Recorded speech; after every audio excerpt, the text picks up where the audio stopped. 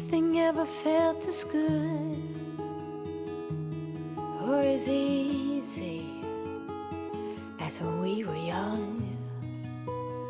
Oh, though I felt misunderstood, it was a pleasure running away with you. We were just children acting like a doll. Bonjour à tous, c'est Corinne, très heureuse de vous retrouver aujourd'hui pour un nouveau podcast sur Lueur d'éveil. Et aujourd'hui, on va parler de la relation amoureuse. Et je vais notamment vous donner en fait quelques réponses que j'obtiens au questionnaire d'adhésion. Vous savez que à l'entrée de mon groupe Facebook privé, je mets toujours un petit questionnaire pour justement en savoir un petit peu plus sur vos problématiques amoureuses.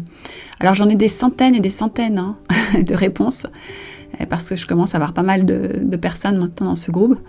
Et là, depuis quelques temps, quelques jours, je retrouve quand même des mots, des notions, des mots forts qui témoignent combien vous souffrez. Alors je vais vous donner quelques réponses justement que j'ai choisies là dans les dernières.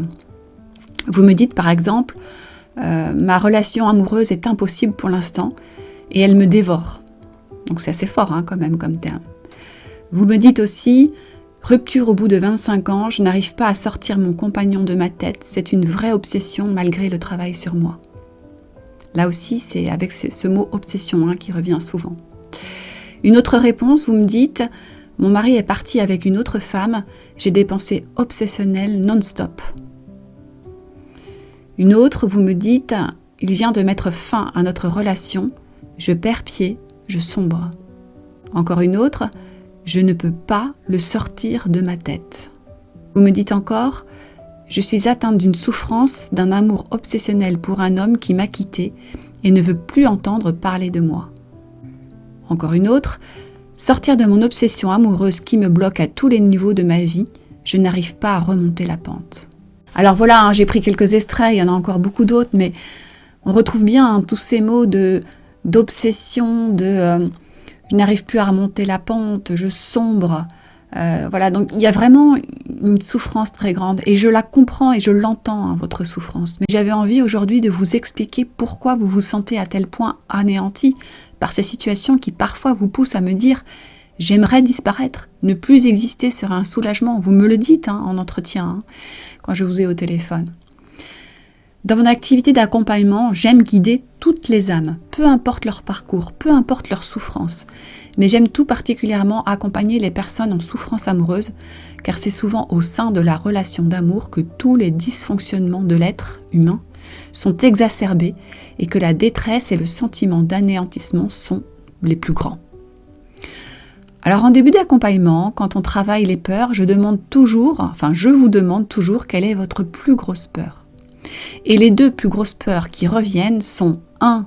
La perte d'un être cher, alors souvent un enfant, et en 2. Ne plus être aimé.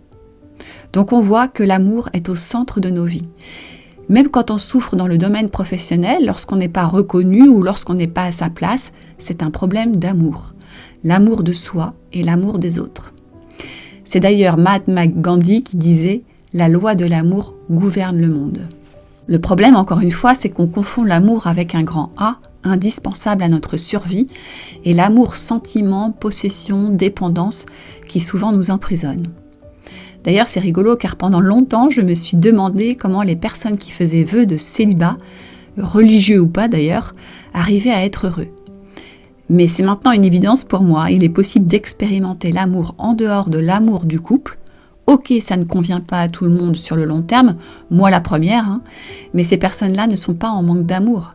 Elles peuvent vibrer l'amour au travers de leur passion, de leur aide envers l'humanité, de leur foi, etc. Il y a réellement un aspect important à reconnaître ici. À qui remettons les clés de l'amour pour nous-mêmes ? Est-ce qu'on les remet à une seule personne ?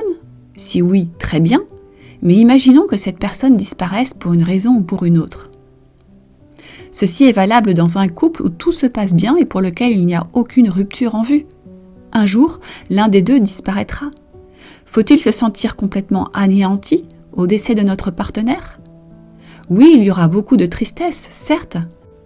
Mais est-ce qu'il est sain de sombrer, à vouloir également disparaître ? Non, ce n'est pas une attitude souveraine, et surtout cette dépendance à l'autre générera une grande souffrance. D'un côté, il y a la tristesse due à la perte d'un être aimé, suite à un décès ou une rupture. Tristesse qui est normale, puisque nous sommes humains, et certainement pas des robots. Et de l'autre côté, il y a ce ressenti de vouloir disparaître aussi parce que l'on n'est pas capable de vivre seul. Il y a une réelle différence entre ces deux comportements. Le premier est normal et il est consécutif à une perte pour laquelle on éprouve des émotions. C'est difficile, mais ça ne dure pas. Le deuxième est extrême. Le fait de sombrer et l'envie de disparaître quand l'autre n'est plus là n'est pas une attitude saine. D'ailleurs, on peut souvent faire ce rapprochement entre le deuil réel suite à un décès d'un des deux partenaires du couple et le deuil d'une relation suite à une rupture. Cela provoque un état parfois de dépression tel que la personne peut se laisser mourir, ou en tout cas elle se laisse petit à petit couler, avec dans l'inconscient cette idée que sans l'autre, elle n'est plus rien, elle n'existe plus. On retrouve encore plus cette souffrance quand le couple fonctionne en mode fusion, c'est-à-dire lorsque les deux partenaires font toujours tout ensemble. Il n'y a pas deux personnes distinctes, mais une seule entité où tout est fusionné, tout est mélangé. Cela peut paraître beau de l'extérieur, car on peut penser qu'il s'agit d'un amour fusionnel, et donc très fort.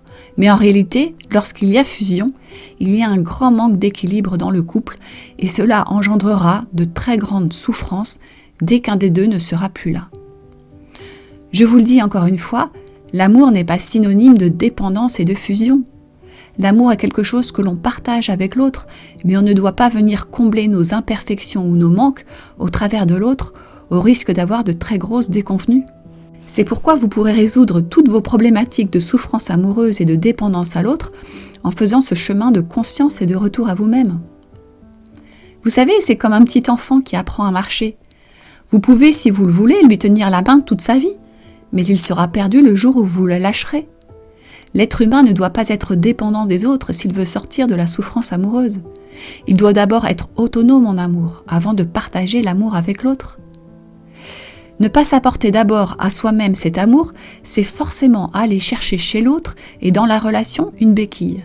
Si l'enfant qui apprend à marcher ne sait marcher que parce que son père ou sa mère le tient par la main, le jour où son parent ne sera plus là, c'est sûr, il tombera. Si vous n'allez pas combler votre être intérieur d'amour d'abord par vous-même, le jour où votre partenaire sortira de la relation, vous tomberez et vous me direz « je sombre, je perds pied ». N'oubliez pas que l'amour, c'est d'abord une force, un courant qui nous traverse. Encore faut-il savoir le ressentir, lui faire traverser notre être, le nourrir. Est-ce qu'il vous viendrait à l'esprit d'être dépendant d'une seule personne pour nourrir votre corps de chair ? Imaginons que sans cette personne, vous ne puissiez plus vous alimenter. Ne serait-ce pas dangereux ? Cette comparaison est très intéressante car la nourriture alimentaire et la nourriture d'amour suivent le même processus, mais on ne l'a pas appris. Le tout petit enfant ne peut pas s'alimenter tout seul, comme il ne peut pas se nourrir d'amour tout seul. On sait que dans les deux cas, s'il n'a pas de nourriture alimentaire ou s'il ne reçoit pas d'amour sur le plan affectif, il meurt. D'ailleurs, c'est un sujet largement étudié en psychologie. Un petit enfant peut mourir de manque d'amour affectif, même s'il est correctement alimenté. Une fois adulte, nous avons tous appris à nous alimenter de manière autonome. Nous n'avons plus besoin de pleurer et d'attirer l'attention de quelqu'un d'extérieur à nous pour nourrir notre corps. En revanche, dans la majorité des cas, nous n'avons pas appris à le faire en termes d'amour. Et comme l'amour est aussi vital pour l'adulte que pour l'enfant, il ne peut pas s'en passer.